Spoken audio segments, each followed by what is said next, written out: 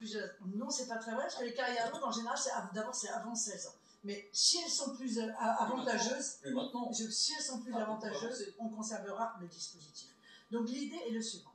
Personne ne travaillera entre plus de 40 à 42 annuités.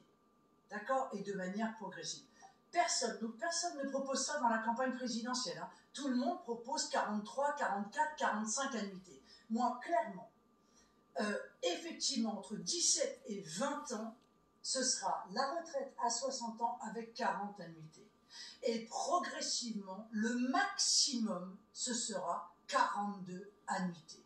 Ça veut dire que tous les gens qui seront entrés sur le marché du travail avant 24 ans, en réalité, bénéficieront de ma réforme.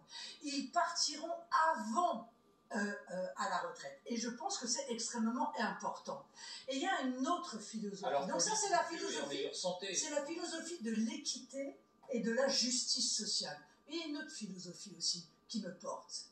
C'est d'augmenter le taux d'activité des jeunes. Je pense qu'il faut donner un avantage aux jeunes qui démarrent tôt dans la vie professionnelle.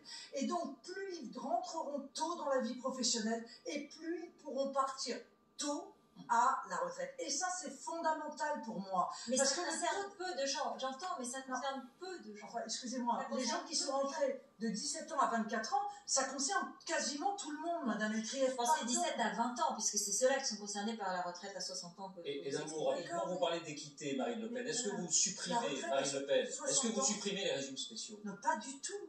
Pourquoi je supprimerais les régimes spéciaux? Pourquoi je le ferais? Parce que vous parlez d'équité. Mais non, mais parce que vous trouvez que le régime spécial des marins, c'est pas l'équité? Vous savez ce que c'est d'être marin?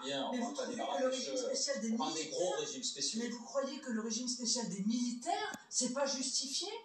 Vous croyez que le régime spécial des avocats qui cotisent, et qui est d'ailleurs un régime qui est bénéficiaire, c'est pas justifié? Ils cotisent plus que les autres. C'est très bien qu'on parle, par exemple, des cheminots, des conducteurs de train par rapport aux conducteurs de train privés. Allez, les cheminots, on leur tape sur la tête. Non, c'est vous. Parce que c'est tellement facile de taper sur la tête des cheminots. Non, mais moi, je vais vous dire. Que les choses soient claires. Mais c'est clair. Ces systèmes spéciaux, notamment celui des cheminots, c'est déjà réglé. Ils ont vocation en réalité à s'éteindre. Donc c'est déjà réglé. Donc de quoi parle-t-on? À part le plaisir de taper sur les cheminots et de taper sur les fonctionnaires, mais je sais que la classe politique adore faire ça, taper sur les cheminots et les fonctionnaires, mais à part ça, c'est pas un sujet, les régimes spéciaux. Donc ce que je veux dire, c'est que moi, je veux que les gens vivent dignement à la retraite. Je veux que ceux qui commencent tôt, parce que, pardon, mais une aide-soignante, vous voyez une aide-soignante à 64 ou à 65 ans qui doit porter des personnes âgées, qui doit les retourner dans leur lit, c'est pas raisonnable, c'est pas sérieux. Les gens qui travaillent la nuit, qui travaillent dans le froid, qui portent des pierres, qui bossent dans le BTP, c'est pas sérieux de leur dire non, on n'a jamais réussi. Mais vous voyez, avec mon projet, il n'y a même plus besoin justement de ce casse de calcul de la pénibilité.